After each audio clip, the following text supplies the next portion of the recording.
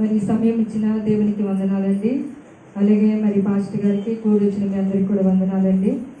మరి ఆయన బలిష్టమైన రెక్కల చాట మనందరినీ కూడా కాసి కాపాడి బలహీనమైనప్పుడు కూడా ఆయన కృప మనందరినీ కూడా భద్రపరిచి మరొక పునరుత్థాన దినమందు ఆయన స్తుతించి ఆరాధించడానికి ఆయన మనము మహిమపరచడానికి దేవుడు మనకి ఇచ్చిన కృపను బట్టి హల్లెలూయా హల్లెలూయా వాక్యాలకు వెళదామండి. దేవుని సన్నిధిలో మనకి ఈరోజు కావాల్సిన వర్తమానం ద్వారా దేవుడు మనకి అనుగ్రహించిన మాటను బట్టి మనం తెలుసుకొని మనం బలపరచబడి దేవుని వాక్యం కొరకు ఎదురు చూద్దాం. హల్లెలూయా.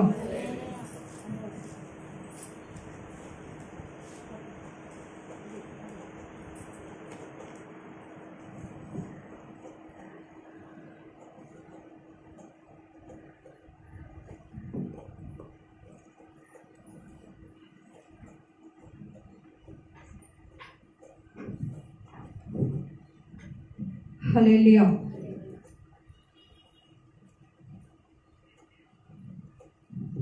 క్రైస్తవుడు మానవలసిన విషయాల్లో మొన్న మరి ఆదివారం నేను మాట్లాడాను కదా వాక్యము, దానిలో మరి ఒక 3 మాటలు మరి ఉన్నాయి.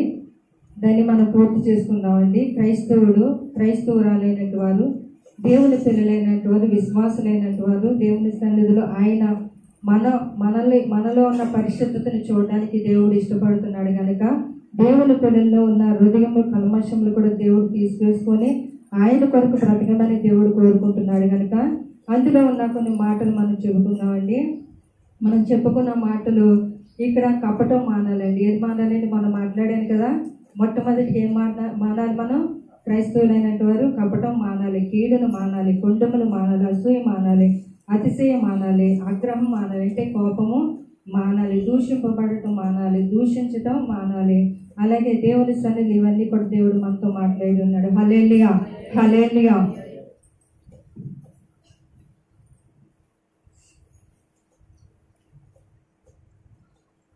తర్వాత లేవియా కాండం చూడండి.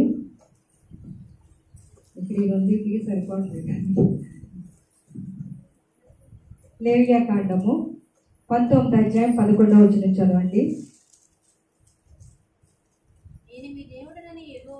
నేను మీ దేవుడైన యెహోవాను, మీరు దొంగలింపకూడదు, వంకకూడదు, ఒకరితో ఒకరు అబద్ధం ఆడకూడదు. హల్లెలూయా హల్లెలూయా. ఎంత చెప్పాను? 19వ అధ్యాయము 11వ వచనం కదండి. దేవుడు మనతో మాట్లాడుతున్నాడు. దేవుని వాక్యం మనకి ఏమని సెలవిస్తుందంటే, ఇక్కడ మనం దొంగతనము చేయకూడదంటండి. ఏం చేయకూడదంటండి? దొంగతనం చేయకూడదంటండి. దొంగతనం ఆడవాళ్ళే చేస్తారా, మగవాళ్ళు చేస్తారా? ఎవరైనా చేస్తారు కదండి.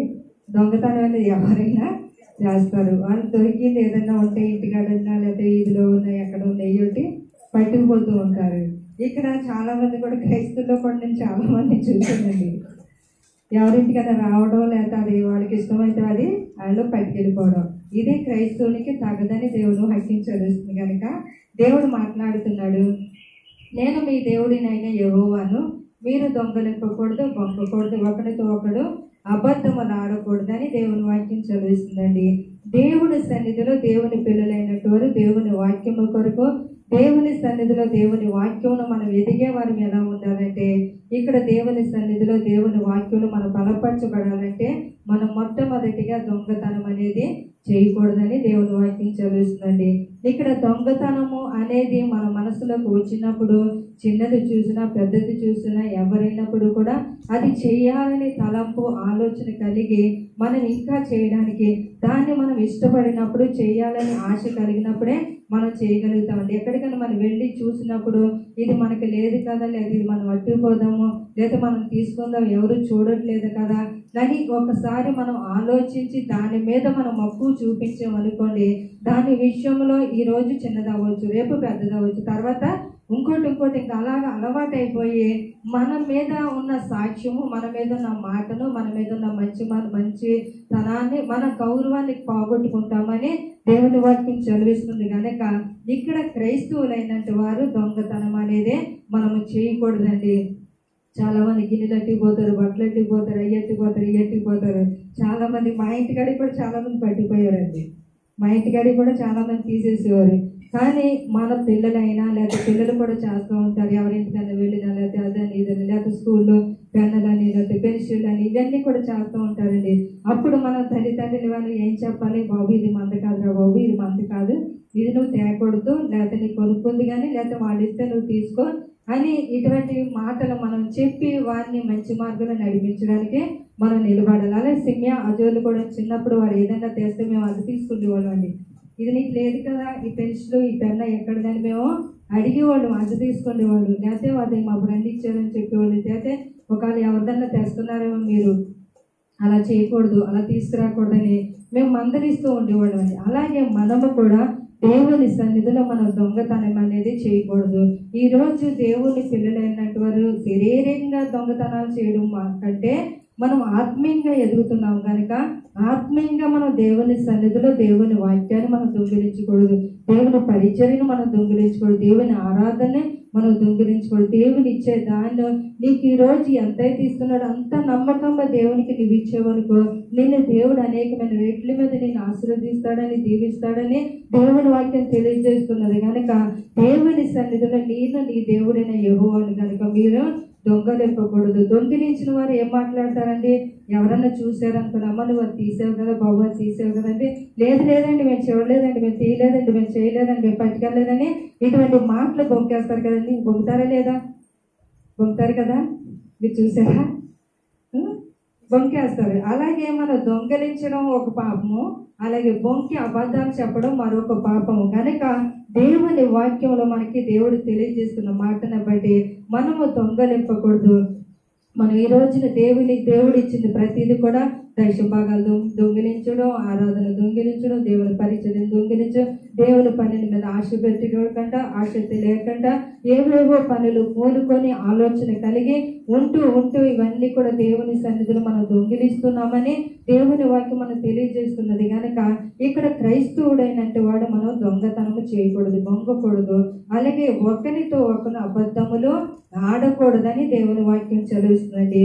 ఈ రోజున అబద్ధాలు లేకపోతే వారి జీవితం వెళ్ళట్లేదండి. ఒకరి మీద ఒకరు లేదా వాళ్ళ మీద ఏళ్ళ మీద ఎన్నో అబద్ధాలు కల్పించుకొని దేవుని సన్నిధి నుంచి ఆయన ఉగ్రత నుంచి మనం అందరూ కూడా తప్పింపబడతామని దేవుని వాక్యం చదువుతుంది. కనుక దేవుని సన్నిధికి వచ్చినట్టు వారు అబద్ధములు ఆడకూడదు, బొంకకూడదు. మరి ఇటువంటి పరిస్థితులు మనలో ఉన్నాయి అనుకోండి, మన ప్రార్థన దేవుడు ఆలకించడని దేవుని వాక్యం చదువుతుంది. కనుక దేవుని సన్నిధిలో పవిత్రత్వ కలిగి అలాగే మరి నిర్దోషము కలిగి న్యాయము కలిగి యథార్థత కలిగి నీతిమంతుడిగా ఉండాలని దేవుడు కోరుకుంటున్నాడు. కనుక నేను మీ దేవుడినైన యెహోవాను. కనుక మనం దొంగిలించామనుకోండి, పలానా సహోదరుడు చర్చికి వెళ్తున్నారండి, మా ఇంటికి వచ్చారండి, అది ఎట్టిపోయారండి, ఇది ఎట్టిపోయారని అన్నప్పుడు అది ఎవరికి అవమానం అండి? మన దేవుడికే అవమానం. మన దేవుడిని మనం అవమానపరుస్తున్నాము. కనుక క్రైస్తవులైనట్టు వారు యథార్థముగా ఉండాలి, దొంగతనం చేయకూడదు, మంచి మాటలు మాట్లాడు, అబద్ధాలు ఆడకూడదు, బొంకకూడదని దేవుడు మనకి చెబుతున్నాడు. కనుక మనం చెప్పిని విని విడిచిపెట్టి వెళ్ళిపోవడం కాదు, కానీ అవి మనం ఆచరణలో పెట్టుకున్నప్పుడు మనం ఆలోచించి నడుచుకొని వాటి విషయంలో మనం బ్రతికినప్పుడు మన భక్తి జీవితాన్ని దేవుడు చూసి ఆనందిస్తాడని దేవుని వాక్యం చదువుతుంది. కనుక కీర్తన గ్రంథం చూడండి, కీర్తన గ్రంథము 50వ కీర్తన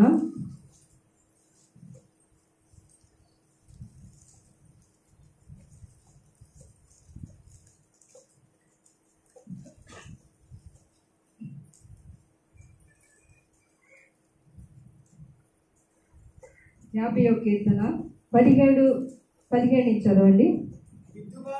దిద్దుబాటు నీకు అసహ్యము కదా, నీవు నా మాటలను నీ వెనకకు త్రోసివేసిదివి. నీవు దొంగను చూచినప్పుడు వానితో ఏకేవించదు, వ్యభిచారులతో నీవు సాంగత్యము చేయవద్దు. ఏడు చేయవలెనని నీవు నోరు తెరిచి ఉన్నావు, నీ నాలుక కపటము కల్పించుచున్నది. చాలండి, తర్వాత చదువుకుందాం. ఇక్కడ దేవుని వాక్యంలో దేవుని సన్నిధిలో లేవియ కాండలు మనం చూసుకున్న వాక్యాన్ని బట్టి అలాగే దేవుడు మనతో మాట్లాడుతున్నాడు. దిద్దుబాటు నీకు అసహ్యము కదా, నీవు నా మాటలను వెనకకు త్రోసివేసితువని దేవుని వాక్యం చదువుతుందండి. ఈ రోజు దిద్దుబాటు ఎవరికైనా ఇష్టపడతారంటండి? దిద్దుబాటు ఏదైనా ఎవరైనా ఇష్టపడతారా? మరి అంత మాటలు నన్ను అంటున్నాడు ప్రభు, అంత మాటలు నన్ను అంటున్నారు, లేకపోతే వాళ్ళు ఏదో నీతిగా ఉన్నట్టు భక్తిగా ఉన్నట్టు నా గురించి అక్కడిక్కడ చెబుతున్నారని ఒకవేళ మంచి చెప్పిన ఆ మంచి మాటలు అపార్థము చేసుకొని ఎక్కడ పెడుతున్నారని వెనకాల పెట్టుకొని నాశనం అయిపోతామని దేవుడి వాక్యం చదువుతుంది కనుక ఇక్కడ దేవుడు గద్దించినప్పుడు, దేవుడు మనతో మాట్లాడినప్పుడు మన జీవితాన్ని సరి చేసుకోవాలి, మన పరిస్థితులు మనం సరి చేసుకోవాలి, మన ప్రవర్తన మనం సరి చేసుకుని దేవుని కొరకు బ్రతికేవారిగా ఉండాలని దేవుని వాక్యం చదువుతుంది కనుక 16 నుంచి చదవండి. భక్తిహీనులతో దేవుడు ఇట్లా సెలవిచ్చుచున్నాడు, నా కట్టడలను వివరించుటకు నీకేమి పని? నా నిబంధన నీ నాట వసించడమేమి? ఇక్కడ దేవుని వాక్యం సెలవిస్తుందండి. ఇక్కడ భక్తిహీనులతో దేవుడు ఇట్లు సెలవిచ్చుచున్నాడండి. నువ్వు భక్తి లేకుండా దేవుని మందిరానికి వస్తున్నా, దేవుని ఆరాధిస్తున్నా, దేవుని సన్నిధిలో ఉంటున్నావు. నిజమైన భక్తి, యథార్థమైన భక్తి, యథార్థమైన పరిస్థితులు నాలో మరి నీలో నాకు కనిపించట్లేదు కనుక నా మాట నువ్వెందుకు చెబుతున్నావు? నా గురించి నువ్వెందుకు ఆలోచిస్తున్నావు? నా మాట నువ్వెందుకు ఎత్తుతున్నావు? నా మాట నువ్వు ఎత్తడానికి కూడా అర్హత లేదని దేవుడే సెలవిస్తున్నాడు కనుక ఇక్కడ భక్తిహీనులైనట్టు వారు భక్తి చేస్తున్నామని అనుకుంటున్నారు, కానీ ఇక్కడ వచనాల్లో దేవుడు మాట్లాడుతున్నాడండి. ఇది ఎంత విలువైన మాటలో, అమూల్యమైన మాటలో మన జీవితాన్ని సరి చేసుకుని దేవుని కొరకు దేవుని సన్నిధిలో విశ్వాసమైన ఖడ్గమును ధరించుకొని ఒక ఆయుధముగా ఆయన సన్నిధికి వెళ్ళడానికి మన ప్రవర్తన అంతా కూడా భూమి మీద ఉన్నప్పుడు మనం కడివేసుకొని దేవుని కొరకు బ్రతకాలి, జీవించాలి, సిద్ధపడాలని ఇక్కడ దేవుని వాక్యం మనకు సెలవిస్తుంది కనుక భక్తిహీనులతో దేవుడు ఇట్లా సెలవిచ్చు, నా కట్టడలు నీకు వివరించుట ఏమి పని? నువ్వు ఎంతగా ప్రార్థన చేసినా, ఎంతగా నీ సన్నిధిలో నువ్వు వెతికినప్పుడు కూడా నీలో భక్తి చూస్తున్నాడండి.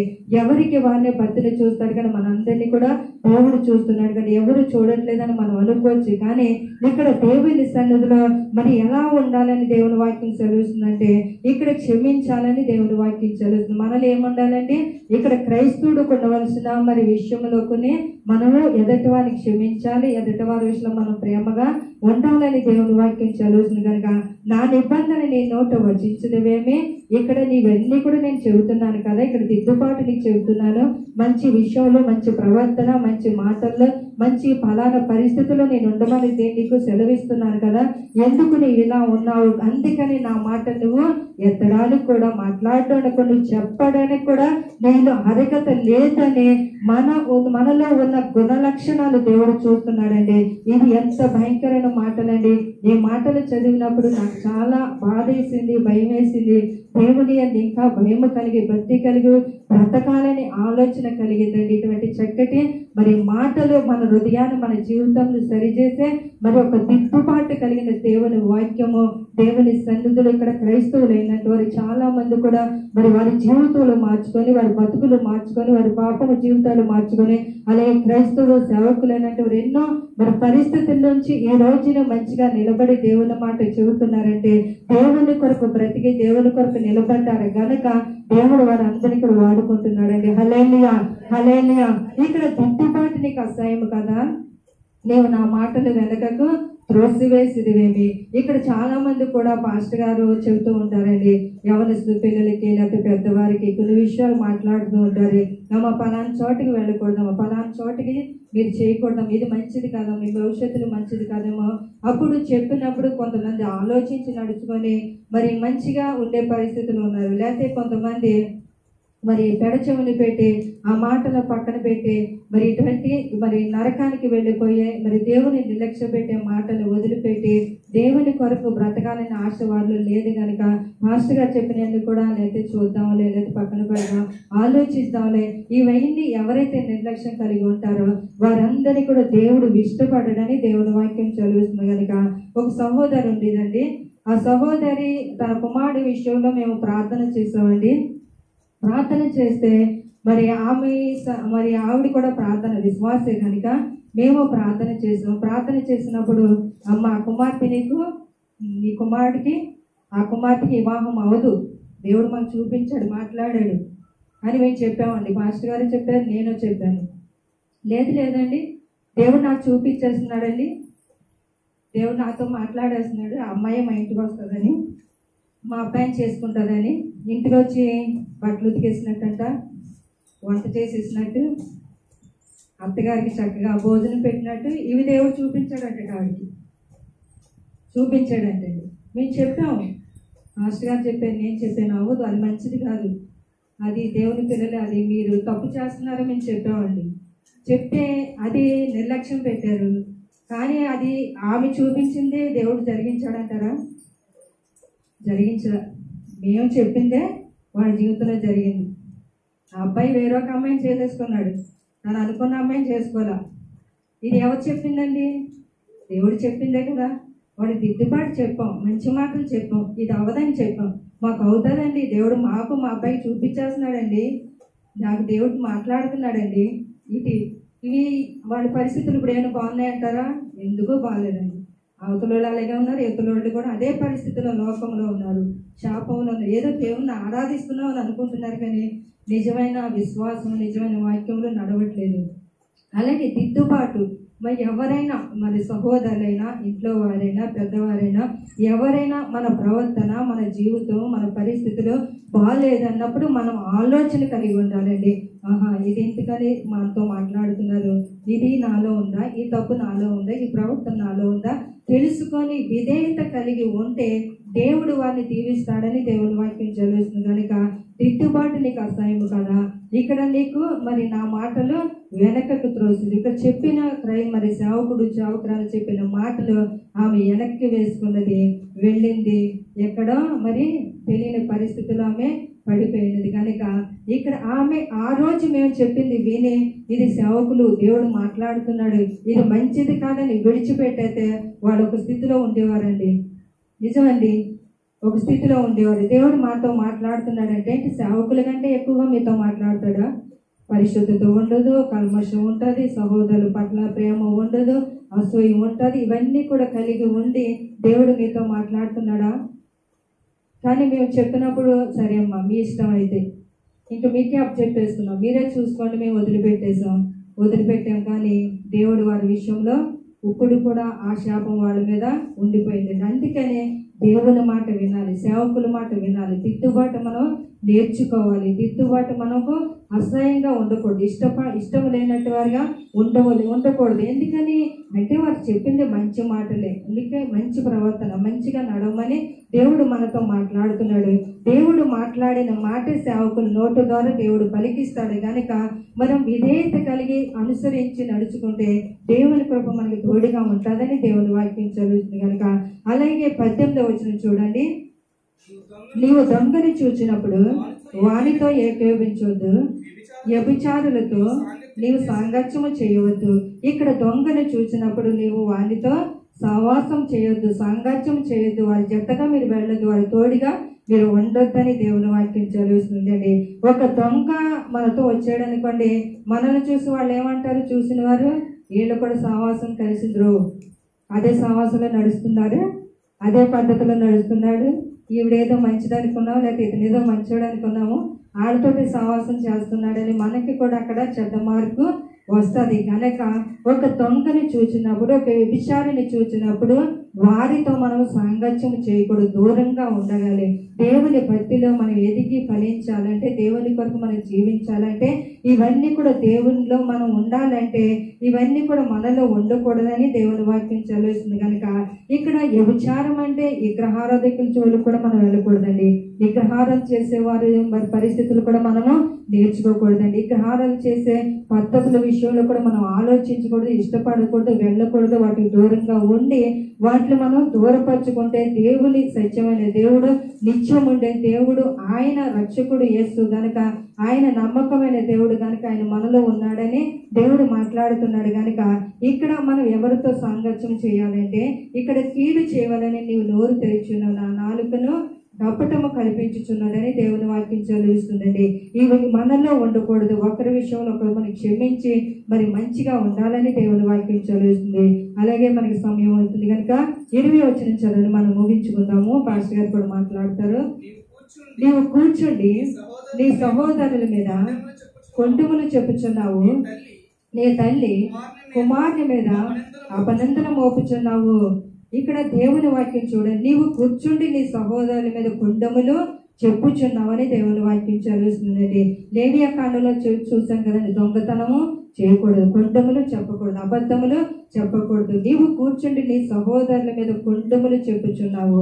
ఇక్కడ కొండములండి, ఒకరి మీద ఒకరు ఎన్నో అబద్ధాలు, మోసకరమైన పరిస్థితులు, అనలేనివి అన్నవి, లేకపోతే అనకుండా చెప్పినవి, ఇవే చాలా మంది కూడా అబద్ధాలు కల్పించుకొని, అబద్ధం లేకపోతే వారికి సంతోషం ఉండదు, ఆనందం ఉండదు.